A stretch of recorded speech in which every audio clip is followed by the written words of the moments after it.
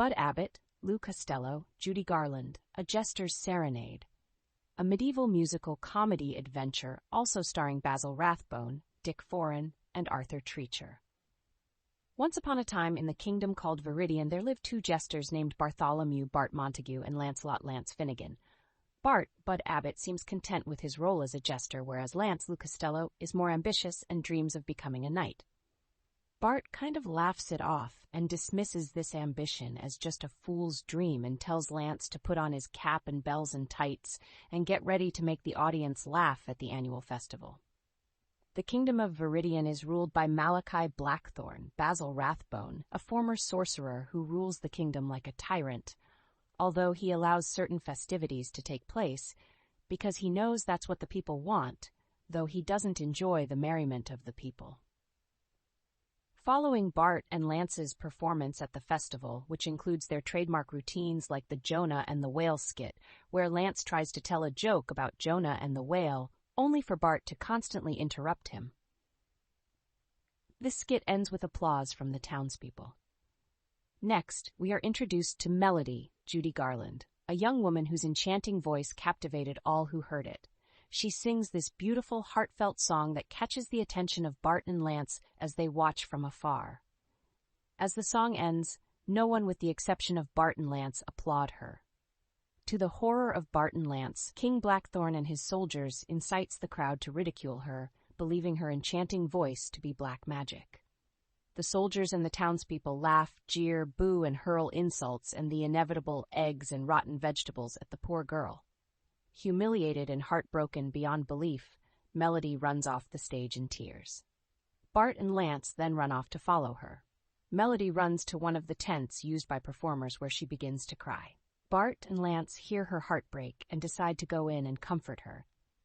At first, she thinks that they are going to make fun of her, but Lance reassures her that they would do no such thing to her.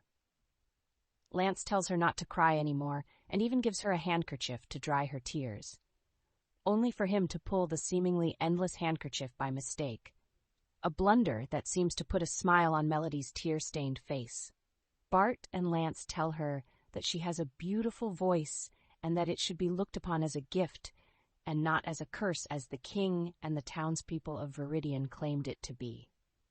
Melody begins to serenade the two funny men with an uplifting song about the following of dreams, a song that moves the two men to tears.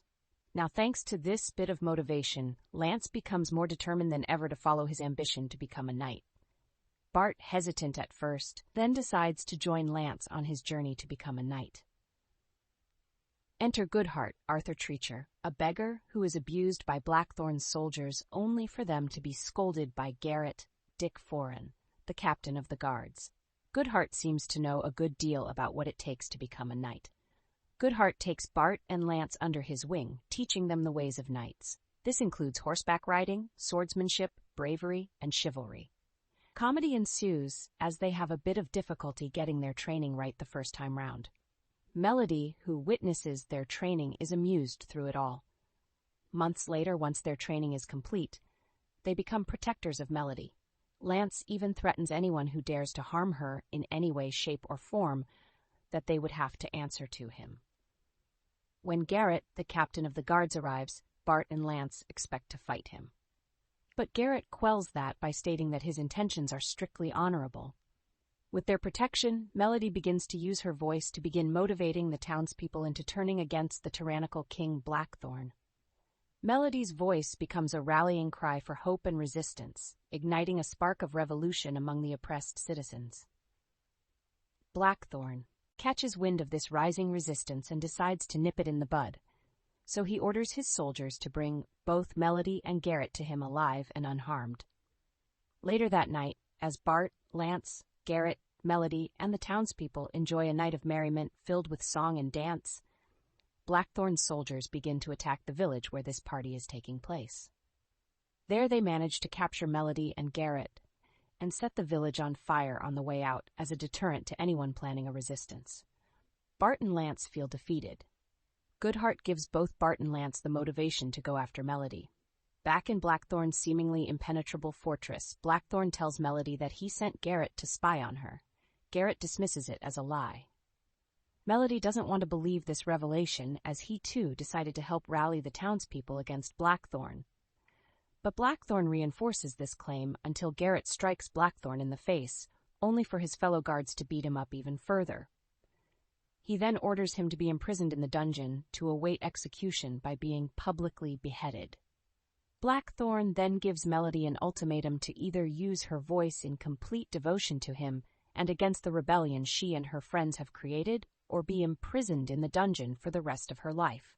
She defiantly refuses to give in to his demands. Blackthorn furiously orders his men to jail her in the dungeon with Garrett. He intends to make her change her mind by resorting to possibly torturing her. Garrett and Melody are chained together, and Garrett tells her that he first heard her sing at the festival where she was publicly humiliated. He tells her that he requested Blackthorn to stop this behavior from his own men and the townsfolk, but he refused to let him until she ran off the stage. Melody asks why would he want to do that. Garrett says because her voice was so beautiful that it could move mountains. They both sing this beautiful love duet that ends with them kissing. Meanwhile, Bart and Lance find a way into Blackthorn's fortress and encounter various obstacles and booby traps along the way. Various moments of comedy ensue as they search the fortress for Melody. Eventually, they stumble into a room filled with various documents. As they look through this room filled with various documents, they discover something. Blackthorn is not the rightful king of Viridian. Goodhart is. 20 years ago, Goodhart ruled the kingdom of Viridian with his wife the Queen. By that point, the Queen had died giving birth to a daughter, so he had to rule the kingdom alone following the death of the Queen. Eventually, a sorcerer, Malachi Blackthorn, mounted a treacherous coup and deposed Goodhart. Goodhart believed his daughter to have been killed in the coup, and he is forced to live his life as a beggar. Eventually, they piece together that Melody is Goodhart's long-lost daughter and the rightful heir to the throne. Goodhart appears behind Bart and Lance and explains that he has been living in regret for 20 years, and he vows to make amends for his past mistakes once he reclaims what is rightfully his. Bart and Lance tells Goodhart to gather the townspeople in an attempt to storm the fortress. As Goodhart goes off, Bart and Lance continue their search for Melody and Garrett. Blackthorn sees that Bart and Lance are in his fortress searching for Melody, so he sends his soldiers off to go and dispose of them by any means necessary. He then finds out the townspeople led by Goodhart are about to storm his fortress, so he assembles his army of soldiers to defend the fortress. A major battle unfolds, which includes fire, explosions, arrows, flammable oil, and people are getting slaughtered left and right. It begins to look like Blackthorn's forces are winning this battle. Back inside the fortress, Bart and Lance manage to find Melody and Garrett in the dungeon, who are watching the battle through the bars of their cell. Lance then tells Melody the truth about who she is. Garrett is shocked and awed by this revelation and kowtows to Melody in respect and devotion. But now isn't the time for that. They need a battle to win and a tyrant to overthrow. As they are about to escape the fortress, Lance becomes separated from Bart, Garrett, and Melody. Bart, Garrett, and Melody somehow manage to escape. Lance then is confronted by Blackthorn, and they initiate an epic sword duel. Bart, Garrett, and Melody make it outside the fortress to see that the townspeople are about to suffer a massive defeat and a tremendous loss of life. But Melody's enchanting singing voice swayed the hearts of the townspeople, turning the tide in their favor.